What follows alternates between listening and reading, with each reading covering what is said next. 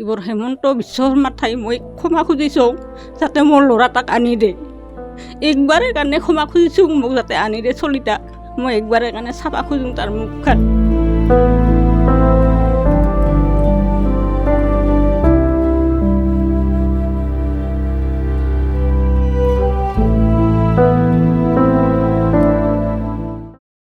মোৰতো অসুখ আৰু আমাৰ ল'ৰা গৈছে বাহিৰত, বুধবাৰে গৈছে।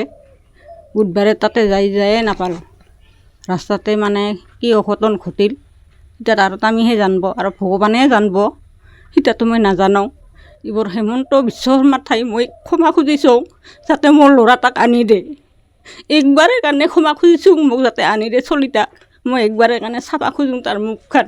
ক'ত গৈ আছিল? সেইখিনি গুজৰাটত কাম কৰিবৰ কাৰণে গৈছিল। ঘৰখনৰ একমাত্ৰ সেয়ে ল'ৰা আৰু আমাৰ কোনো নাই আৰু। বেটা তাই উপাৰ্জন কৰে আপুনি? তাই চলাইছিল ঘৰখন। এতিয়া মুখ্যমন্ত্ৰীক আপুনি কি মৃতদেহটো চাব খোজোঁ, তাৰ আচত ক্ষমা খুজিছোঁ, অনুৰোধ জনাইছোঁ যাতে মোৰ চলিতাক একবাৰ হ'লেও আনি দে। হিমন্ত বিশ্ব শৰ্মাই যাতে মোক একবাৰ হ'লেও চলিতাক আনি দে।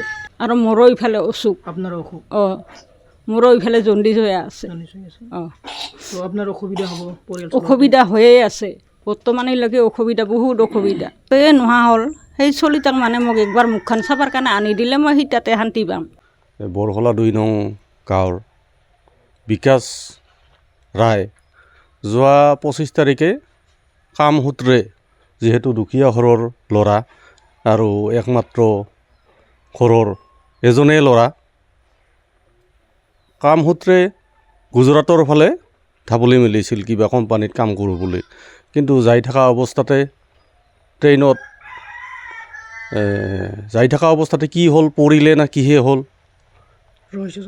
ৰহস্যজনক, আমি হয়তো ইয়াৰ পৰা নাজানিম। গতিকে আজি এনেকুৱা পৰিৱেশ হৈছে, গোটেই গাঁওখনৰ মানুহ একত্ৰিত হৈছে, কিন্তু ৰাইজৰো কৰিবলগীয়া একোৱেই নাই।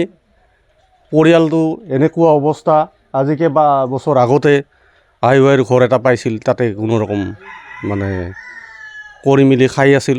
কিন্তু তাৰ পৰা মৃতদেহটো আনাৰ কাৰণে হয়তো বহু ধনৰ প্ৰয়োজন হ'ব আৰু তেওঁলোকৰ আজি সেইটো অৱস্থা নাই।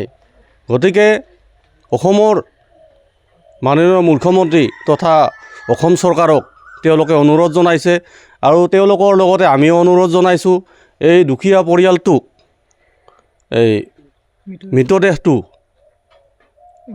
অনাৰ ক্ষেত্ৰত শেষবাৰৰ বাবে চাৱাৰ কাৰণে তেওঁলোকে এটা যদি ব্যৱস্থা কৰি দিয়ে, নিশ্চয় তেওঁলোকে অলপ হ'লেও উপকৃত হ'ব।